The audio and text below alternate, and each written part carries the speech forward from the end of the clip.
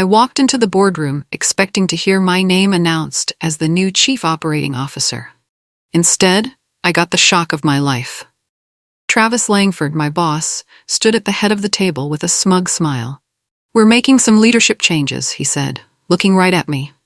"Violet, we're letting you go due to leadership realignment." My heart stopped. Letting me go? I'd been with this company for 12 years.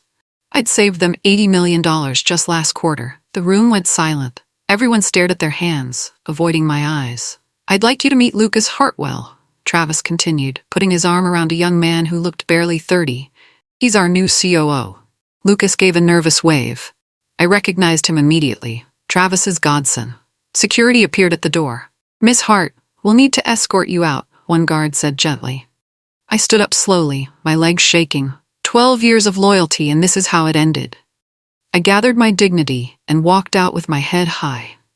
Outside in the parking lot, I pulled out my phone and dialed a number I'd memorized but never used. "Mr. Braddock?" I said when he answered. "I'm ready." James Braddock's office smelled like leather and old money. He was the majority shareholder, a man in his 70s who rarely got involved in daily operations. But when he asked me to meet him the next morning, I knew something big was happening. "Violet," he said, pouring coffee from an expensive-looking pot. "I've been watching what Travis has been doing to this company, and what he did to you yesterday was the last straw." I sat quietly, unsure where this was going. He continued, "I don't want to offer you a new job somewhere else. I want you to take over this company." My coffee cup rattled against the saucer. "Excuse me?" "Travis has been damaging our reputation with the board. Making deals behind our backs, playing favorites with his family connections." He leaned forward. "The board needs someone they can trust, someone with integrity. That's always been you." He pulled out a folder thick with documents. "I've already spoken to 2 board members. Margaret Chen and Robert Walsh are ready to vote Travis out. We just need one more vote to force a change." I stared at him, speechless. Yesterday I was fired. Today I was being offered the chance to run the entire company. "Think about it," he said. "But don't think too long." 1 month earlier, everything had seemed perfect. I'd just finished presenting my 2-year transformation plan to the executive team. The numbers were incredible. 80 million in savings, 20% efficiency improvements, and the highest employee satisfaction scores in company history. Travis had shaken my hand afterward. "Get ready for the big seat, Violet," he'd said with what I thought was genuine pride.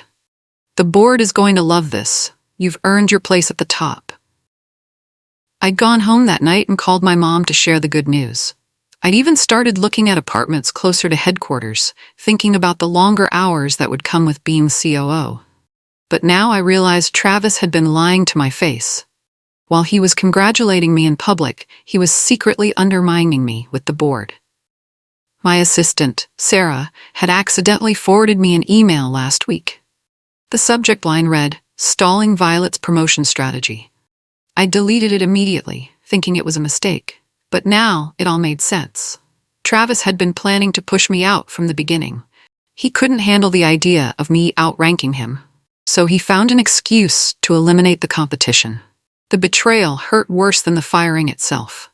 I spent the weekend building my case, not with emotions or complaints, but with cold, hard. I pulled together every project I'd led, every dollar I'd saved, every improvement I'd made to company operations. The numbers told a clear story. Under my leadership, 3 major departments had increased productivity by 30%. Customer satisfaction ratings had reached all-time highs. Employee turnover had dropped to the lowest levels in company history. I documented everything with dates, charts, and testimonials from team leaders. The board wouldn't be swayed by drama or personal grievances. They cared about results, and I had plenty to show them. Monday morning, my phone rang. The caller ID showed a number I recognized but hadn't seen in years. Dorothy Pierce, a retired board member who'd been my mentor when I first started climbing the corporate ladder. "Violet, dear," her familiar voice said. "I heard what happened. I want you to know I'm rooting for you.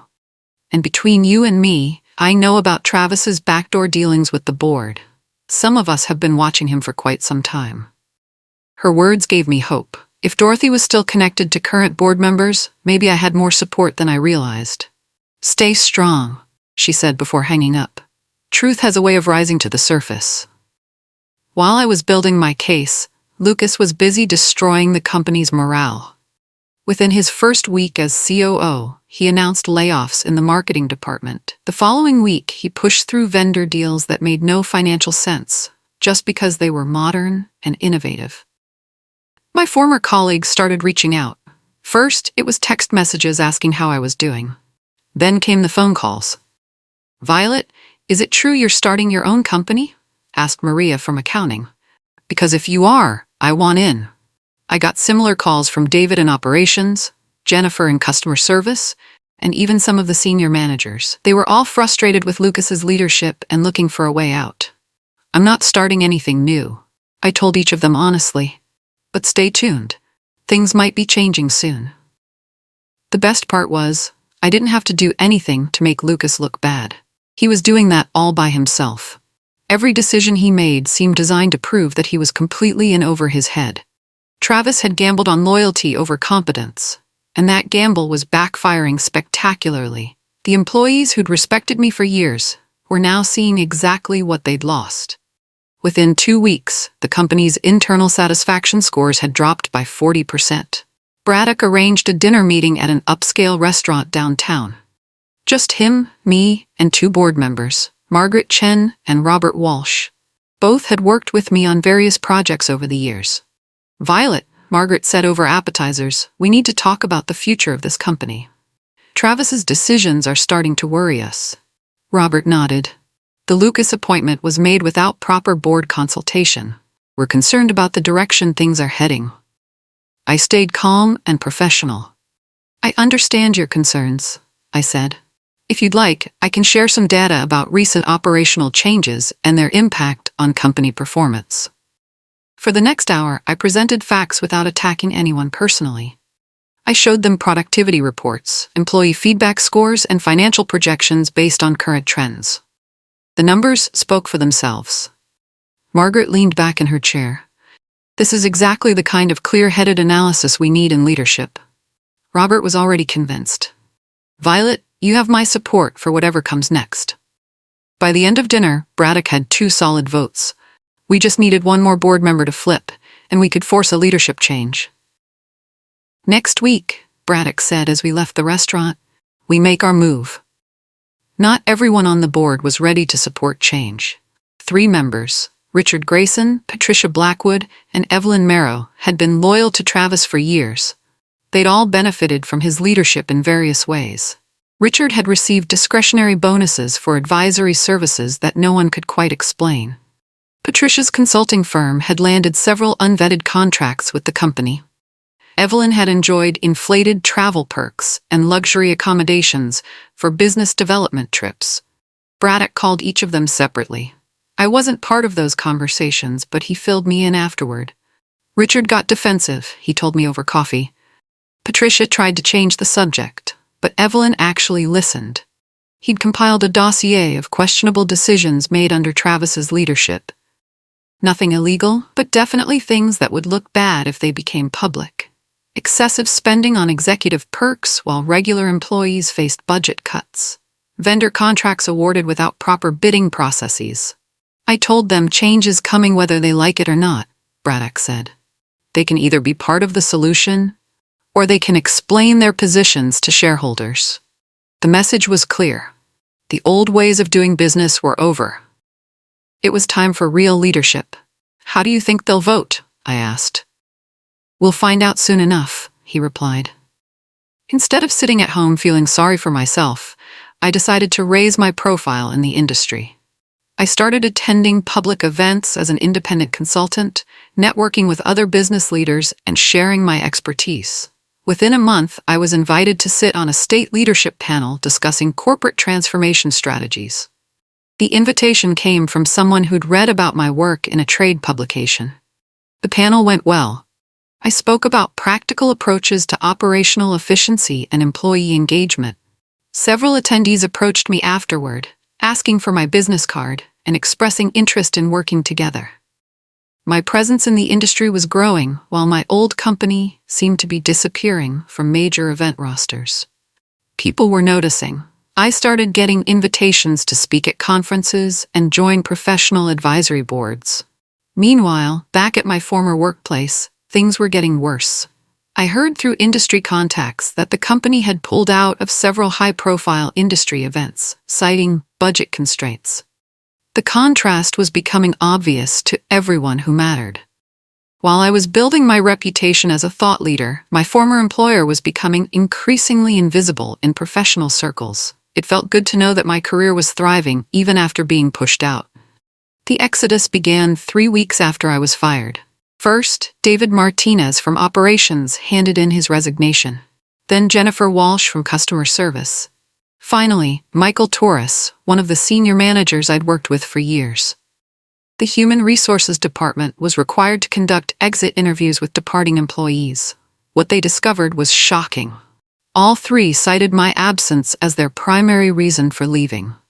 Violet Hart was the reason I stayed with this company for 8 years, David wrote in his exit survey. Her leadership style inspired confidence and loyalty. Without her guidance, I no longer see a future here.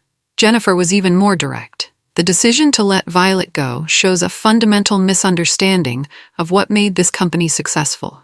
I refuse to work for an organization that doesn't value real talent.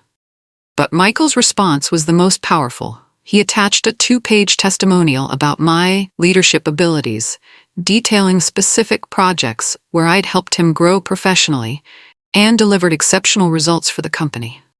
The HR director was required to present these findings to the board at their monthly meeting. When Michael's testimonial was read aloud, several board members shifted uncomfortably in their seats. The message was becoming impossible to ignore. The company was losing its best people because they'd lost confidence in leadership. The quarterly performance report landed like a bomb in the boardroom. Every metric that Lucas controlled showed declining results. Customer satisfaction was down 15%. Employee productivity had dropped 12%. 3 major client accounts were considering switching to competitors. The only bright spots in the entire report were initiatives I'd put in place before being fired. The supply chain optimization program was still delivering savings. The customer service training protocols were maintaining high satisfaction scores in departments that hadn't been reorganized yet. Margaret Chen called me personally to discuss the numbers. "Violet, I have to ask, how much of our current success is still built on your foundation?" I'd seen the same reports through my industry contacts. "Most of it," I admitted. "The programs I developed were designed to run for at least 2 years without major modifications. And without you there to maintain them? They'll start breaking down within 6 months," I said honestly. "Maybe sooner if leadership keeps making dramatic changes without understanding the underlying systems." Margaret was quiet for a long moment. "The board is meeting next week to discuss these results. I think it's time for some serious conversations about the future." After she hung up, I felt a mix of sadness and vindication. I tried to build something lasting, but it was becoming clear that my work couldn't survive without proper leadership. Evelyn Marrow surprised everyone. She'd been one of Travis's strongest supporters for years, but something about the performance reports had changed her mind. She called Braddock directly and asked for a private meeting. He agreed, curious about what she had to say. "I spent the weekend reviewing Violet's entire performance history," she told him. 5 years of consistent results. Innovation, team building, cost savings. Then I looked at what's happened in the 3 weeks since she left. Braddock listened carefully as Evelyn outlined her concerns. Lucas was making decisions without consulting department heads. Employee morale was at an all-time low. Major clients were expressing concerns about service quality. "I can't support this anymore," she said firmly. "If we're going to vote on leadership changes, I want Violet Hart as our next CEO." Braddock was stunned. He'd expected Evelyn to hold out until the very end. "Are you sure about this? Travis won't take it well." "Travis should have thought about that before he fired the best executive we've had in decades," Evelyn replied. "I'm voting for competence over politics." When Braddock called to tell me about Evelyn's decision, I felt a surge of hope mixed with disbelief. She really said CEO? Not just COO? Her exact words were, "We're making Violet CEO," he confirmed. Everything was about to change. The emergency board meeting was scheduled for Friday morning. Travis and Lucas were told it was a routine quarterly review. They had no idea what was coming. I wasn't allowed in the room during the initial discussion, but Braddock texted me updates from his phone. Travis is arguing. His first message read, "Lucas looks confused." The debate went on for 2 hours. Travis presented his case for continuity and stability. He blamed the poor quarterly results on temporary adjustment periods and promised that Lucas just needed more time to find his footing. Margaret Chen wasn't buying it. "We've given this experiment 3 weeks. The results speak for themselves." Robert Walsh agreed. "Our employees are leaving. Our clients are unhappy. We need proven leadership, not more time to learn on the job." When they finally called for a vote, the result was decisive. 5 votes for change, 2 against. Travis and Lucas were out. I was named interim CEO with a 6-month performance review clause to ensure fairness. Braddock's final text simply said, "It's done. Welcome back, CEO Hart." I sat in my car in the parking lot and cried. Not from sadness this time, but from pure relief. Justice had finally been served. Travis didn't take the news well. He stormed out of the boardroom and spent the weekend writing a bitter, internal memo announcing his resignation. The memo criticized the board's decision and questioned my qualifications to lead the company, but his real feelings leaked out in conversations with remaining staff. According to several sources, Travis told people he couldn't bear working under the woman he'd tried to erase. The irony wasn't lost on anyone. Travis had fired me to prevent me from outranking him. Now I was his boss, and he couldn't handle it. I decided to take the high road. Instead of responding to his attacks, I released a brief public statement thanking Travis for his years of service and wishing him well in his future endeavors. "Leadership transitions are never easy," my statement read. "I'm grateful for the foundation that's been laid, and I look forward to building on our shared successes." Several board members commented on my professionalism. Margaret Chen sent me a note saying, "This is exactly the kind of grace under pressure we need in leadership." Travis left that Friday without saying goodbye to anyone. His bitterness had consumed him completely, but I refused to let it consume me. "When they go low, we go high," I reminded myself. Monday morning felt like returning from a long vacation. I walked through the lobby of the building I'd called home for 12 years, and everything looked the same, but felt completely different. My keycard worked again. Security guards nodded respectfully as I passed. Several employees stopped what they were doing to watch me walk by, some offering quiet smiles and nods of approval. I could have moved into the traditional CEO office immediately, but I chose not to. Instead, I set up my workspace in a glass conference room on the main floor where everyone could see me. I wanted to be visible and accessible during my first month back. The symbolism wasn't lost on the staff. While Travis had spent most of his time behind closed doors, I was working in full view of the people I was leading. Sarah, my former assistant, practically ran across the building when she heard I was back. "Miss Hart, I can't believe it. I've missed working with you so much." "I've missed it too," I told her honestly. "Are you ready to get back to work?" For the first time in weeks, I felt like I was home. I spent my first week back quietly assessing the damage and planning repairs. No dramatic announcements or sudden changes, just careful evaluation of what needed to be fixed. The most urgent issue was leadership structure. Lucas had made several questionable personnel decisions that needed to be reversed. I didn't fire anyone out of spite, but I did hold people accountable for their performance. The CFO position needed attention. The current CFO, hired by Travis, had approved several contracts that made no financial sense. I replaced him with Rebecca Martinez, a brilliant financial analyst who'd been overlooked for promotion twice despite outstanding qualifications. Rebecca was exactly what the company needed: sharp, ethical, and completely focused on results rather than politics. Her first week on the job, she uncovered several legacy contracts that were quietly bleeding money from the company budget. "These deals were signed without proper oversight," she reported to me privately. "We're talking about hundreds of thousands in unnecessary expenses." "How long has this been going on?" I asked. "Based on the signatures and dates, most of these started under Travis's leadership," she said carefully. I thanked her for the thorough analysis and made a mental note to discuss these findings with the board.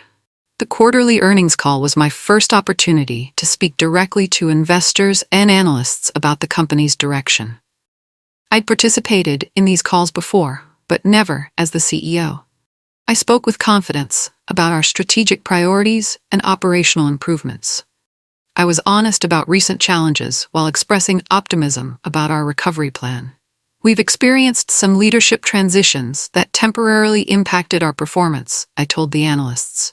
However, our fundamental business strengths remain intact, and we're implementing focused initiatives to restore operational excellence. When analysts asked specific questions about our turnaround strategy, I provided detailed answers backed by concrete data. I outlined timeline for improvements, explained our employee retention efforts, and discussed new client acquisition targets. The response was overwhelmingly positive. One analyst commented, "This is the most clear-eyed and credible leadership presentation we've heard from this company in months." Another said, "The new CEO demonstrates exactly the kind of operational expertise and strategic thinking that investors want to see." Within 48 hours of the earnings call, our stock price began climbing for the first time in months. The market was responding to confidence in leadership. The phone call came on a Wednesday afternoon. Richard Morrison, CEO of Morrison Industries, one of our largest clients, asked to speak with me directly. "Violet, I wanted to let you know personally, we're staying with your company," he said. "We'd been considering a switch to your competitors, but hearing that you're back in leadership changes everything." Morrison Industries represented nearly $8 million in annual revenue. Losing them would have been catastrophic, especially during our recovery period. "We've worked with you for years," Richard continued. "You understand our business needs, and you've always delivered results. When we heard you'd been let go, we started looking elsewhere. But now that you're CEO, we're confident in our partnership again." I thanked him for his loyalty and promised that his confidence wouldn't be misplaced. After hanging up, I realized something important. I'd never asked anyone to stay loyal to me personally. My leadership had created that loyalty naturally. Other clients began reaching out with similar messages. They weren't staying because of personal relationships or sales pressure. They were staying because they trusted my ability to run the company effectively. That trust was something that couldn't be bought or manufactured. It had to be earned through years of consistent performance. Lucas's story had a quieter ending than his godfather's dramatic exit. Rather than create more controversy, I arranged for him to be transferred to our international office in London, far from the headquarters spotlight. It was a face-saving solution that allowed him to maintain his dignity while removing him from a position he wasn't qualified to handle. The London office needed someone to coordinate administrative operations, a role that better matched his skill level. Lucas never spoke to me directly about the transfer. All communication went through HR representatives. I suspected he was embarrassed about the situation and preferred to avoid confrontation. Before he left, I did something that surprised everyone, including myself. I wrote a brief recommendation letter for his personnel file. "Everyone deserves a clean start," I wrote in the letter. Lucas showed enthusiasm for the role and a willingness to learn. With proper training and mentorship, he has the potential to contribute meaningfully to the organization. Several board members questioned my decision to be generous with someone who'd essentially stolen my job, but I believed that holding grudges would only damage my own leadership credibility. "Leadership isn't about punishing people," I explained to Margaret Chen. "It's about finding ways for everyone to succeed." The industry press eventually noticed what was happening. A business journalist named Patricia Wells wrote a feature article titled "The CEO They Fired Came Back and Saved the Company." The article detailed my original firing, the company's subsequent struggles, and my return as CEO. It highlighted the dramatic improvement in performance metrics and employee morale since I'd taken over. "Hart's story represents a triumph of competence over politics," Wells wrote. "In an era when corporate leadership often prioritizes connections over qualifications, her success demonstrates the power of proven results." When journalists requested interviews, I politely declined. I preferred to let my work speak for itself rather than engage in public relations campaigns. The numbers tell the story better than I ever could, I told my communications director. Our focus should be on delivering results, not generating headlines. Several colleagues suggested that media exposure could help build my personal brand and advance my career. But I'd learned something important from this entire experience. Real leadership doesn't need constant publicity. The best leaders are often the ones who work quietly in the background, building sustainable success rather than temporary fame. James Braddock visited my office unannounced on a Thursday morning. He'd been traveling for business and wanted to check in on company operations before heading home. "I wanted to see how you're settling into the role," he said, settling into the chair across from my desk. We talked for an hour about strategic priorities, financial performance, and employee engagement initiatives. He asked detailed questions about our recovery plan and seemed impressed with the progress we'd made. "You didn't just earn this role, Violet," he said as he prepared to leave. "You earned our trust. The board has complete confidence in your leadership." Then he surprised me with additional news. "I'm updating my estate planning documents this week. I want to name you as the board's lead strategic advisor for all future investment decisions. The appointment would give me significant influence over the company's long-term direction, even beyond my current CEO role." It was an extraordinary vote of confidence from someone whose opinion carried enormous weight with investors. "I'm honored," I told him sincerely. "I won't let you down." "You haven't yet," he replied with a smile.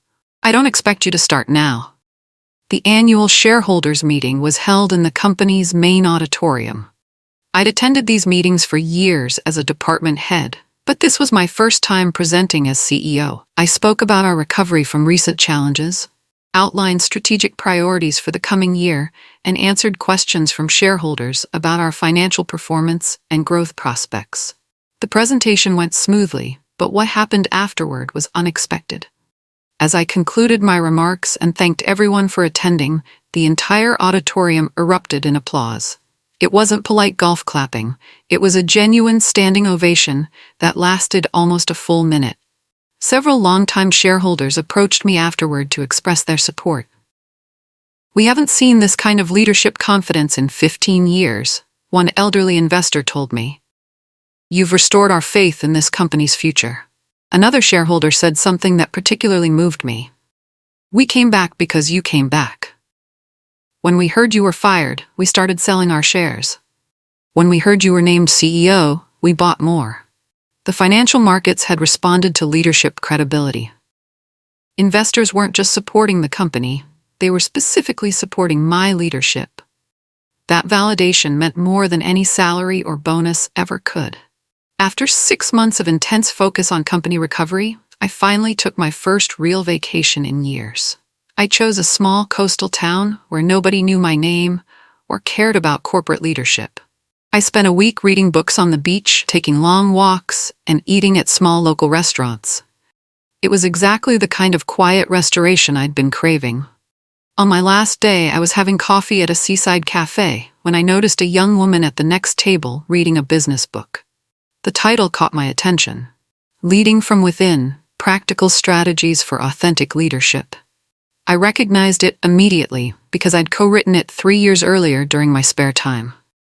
The book had been published by a small business press and sold modestly, mostly to professional development programs. The woman noticed me looking at the book. "Have you read this?" she asked. "The author has some really interesting ideas about building trust and developing teams." I smiled and told her I was familiar with the author's work. We talked for a few minutes about leadership philosophy before she returned to her reading. It was a small moment, but it reminded me that legacy isn't just about corporate titles or financial success. Sometimes it's about ideas that outlive any individual career. Back at work, I decided to formalize something I'd been doing informally for years: mentoring promising young professionals. I created a structured program that paired senior leaders with junior analysts who showed leadership potential. My first official mentee was Jessica Pierce, a sharp financial analyst who reminded me of myself at that age. She was brilliant with numbers, but struggled to speak up in meetings dominated by older, more experienced colleagues. During our first mentoring session, I learned something interesting about Jessica's background. Her aunt was Dorothy Pierce, the retired board member who'd been my mentor when I first started climbing the corporate ladder. "Aunt Dorothy talks about you all the time," Jessica told me. "She says you're the kind of leader she always hoped the company would develop." I was touched by the connection. Dorothy had invested in my development years ago, and now I had the opportunity to invest in her niece's future. Over the following months, I watched Jessica gain confidence and start contributing more actively to strategic discussions. She began leading small projects and presenting her own ideas to senior management. Mentoring her reminded me why I'd fallen in love with leadership in the first place: the opportunity to help others reach their potential. 6 months after returning as CEO, I received an unexpected piece of mail. It was a handwritten note on personal stationery, addressed simply to Violet Hart, CEO. The note was brief and unsigned, but I recognized the handwriting immediately. It was from Travis. "You earned it," the note said. Nothing more. I sat in my office holding the note for several minutes, thinking about everything that had led to this moment.